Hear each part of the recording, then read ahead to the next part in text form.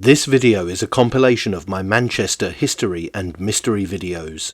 It will take in ancient Roman history, a mysterious series of suspicious deaths, and an act of historical political repression, all centred around this amazing city.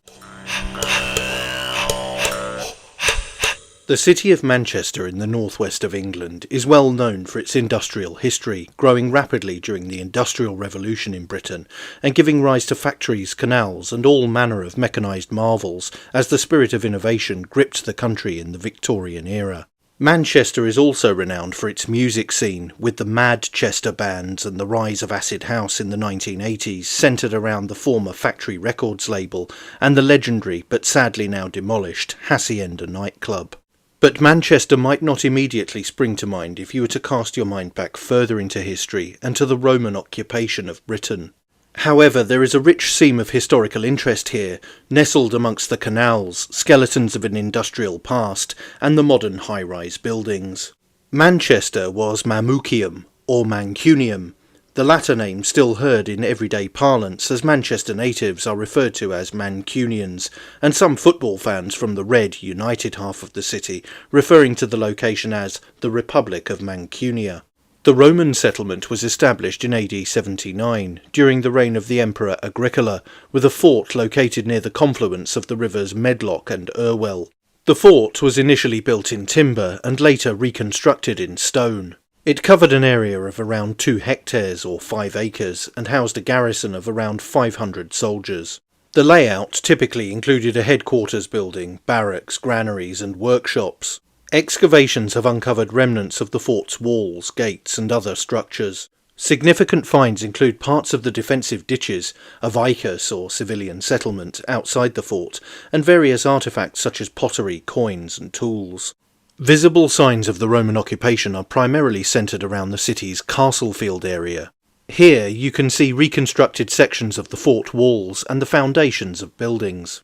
The ruins and the impressive reconstruction offer a fascinating glimpse into Manchester's ancient past and its role in the Roman Empire's northern frontier. The fort of Mamucium was sited in a strategic position, providing a vantage point for overseeing the surrounding region and facilitating control over local tribes. The location was chosen for its defensible terrain and its proximity to key transport routes, which were vital for military and trade purposes. The garrison stationed at Mamucium consisted of auxiliary troops, typically around 500 soldiers. These soldiers were not Roman citizens but were recruited from various parts of the Roman Empire. They played a critical role in maintaining Roman authority in the region, guarding against potential rebellions and securing trade routes. Outside the fort's walls, a civilian settlement known as a vicus developed.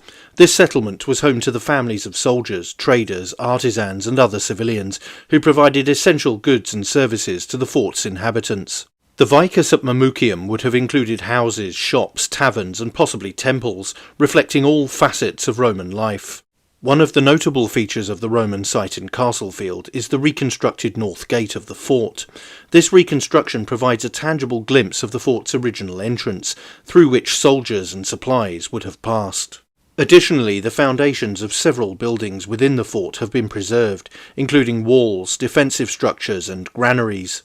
Castlefield's Roman heritage is not only significant for its historical value, but also for its contribution to our understanding of Roman military and urban life in the far-flung province of Britannia and the even further-flung Mamucium. The presence of the Roman ruins in Manchester shows us that the tangible legacy of an occupation that began nearly 2,000 years ago is pretty much everywhere in England, even in places that might be much better known for more recent historical events.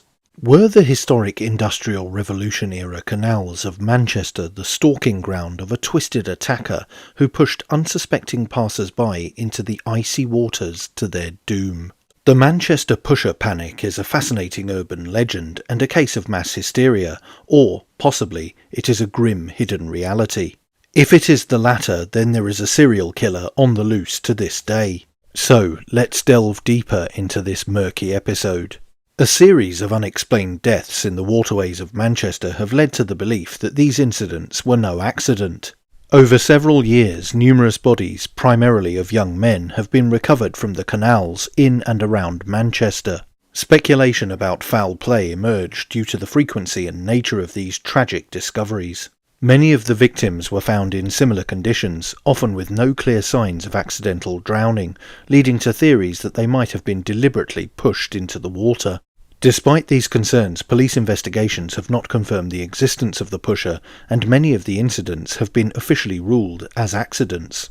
Greater Manchester Police even took the step of releasing a video to allay fears of the pusher. Each death has been thoroughly investigated from the outset.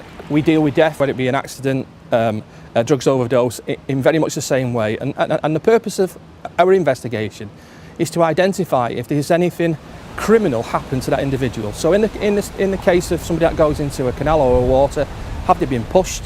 Have they been assaulted? Have they been robbed? Some of these have been as a result of people being pushed and robbed, and people have been arrested and prosecuted.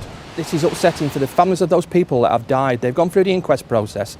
The coroners have been very supportive in this review and investigation. What they've said is if anybody has got any evidence to support that a person has died by a criminal matter, assaulted, then if it is evidence, they should bring it back to the coroner, bring it back to the police and re-investigate it.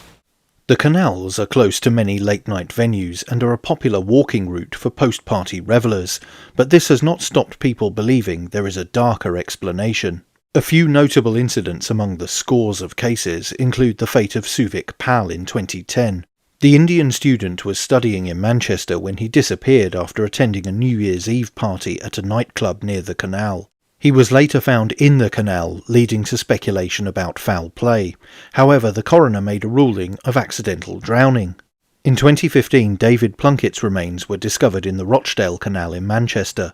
While initial reports suggested foul play, the coroner ultimately ruled the incident as accidental, likely caused by falling into the water while intoxicated. And in 2018, Charlie Pope, a university student, was found in the Rochdale Canal after a night out with friends. His demise was initially treated as suspicious, leading to speculation about the Manchester pusher, but the coroner again ruled the case was one of accidental drowning, likely the result of a fall into the water while intoxicated. These incidents, and a large number of others, have contributed to the myth of the Manchester pusher, with media reports often sensationalising the circumstances surrounding the cases. Despite the lack of concrete evidence linking them to a single assailant, the legend of the pusher continues, and speculation around the safety of Manchester's canal network is ongoing.